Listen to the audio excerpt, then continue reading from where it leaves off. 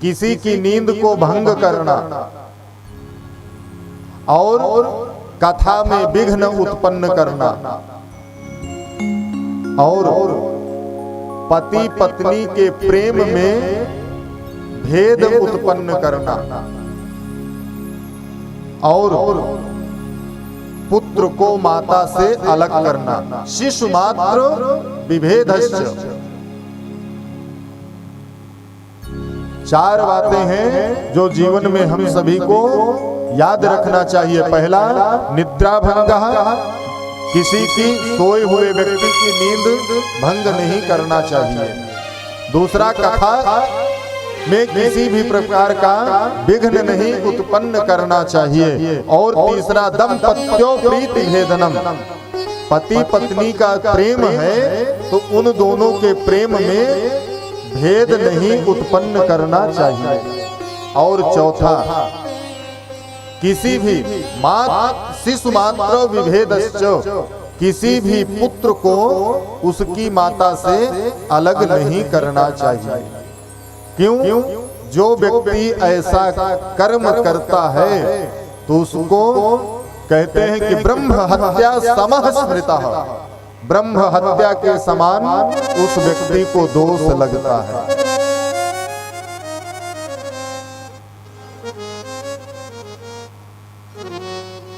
हम लोग अपने जीवन में कभी कभी बहुत सारी चीजें होती हैं कि हम अनजाने में भी बहुत सारी गलतियां कर बैठते हैं। क्योंकि बता रहे हैं आगे कि मुनि दुर्वासा जी ने रंभा और इंद्र दोनों मैथुनासक्त थे, प्रेम में थे और वहां जाकर के विच्छेद किया।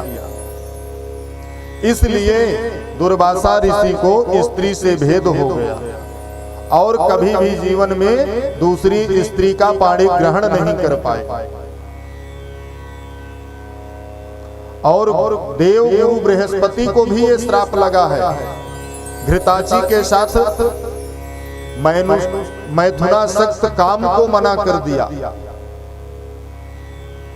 उसका परिणाम यह हुआ कि 6 महीने के अंदर ही देवगुरु बृहस्पति की पत्नी को चंद्रदेव ने ही हरण करके ले गए। महर्षि गौतम मोहिनी के साथ चंद्रमा को रमण करते दूर किया।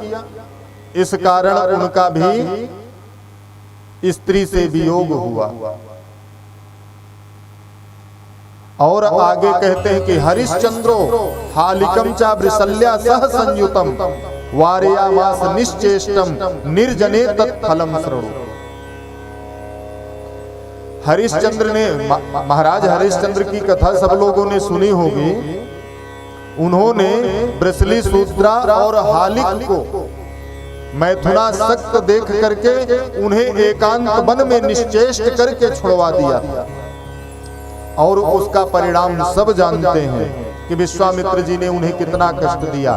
राजपाट चला गया, पत्नी चली गई, पुत्र चला गया और स्वयं काशी में आकर के अपने आप को डोम के हाथों बेच दिया।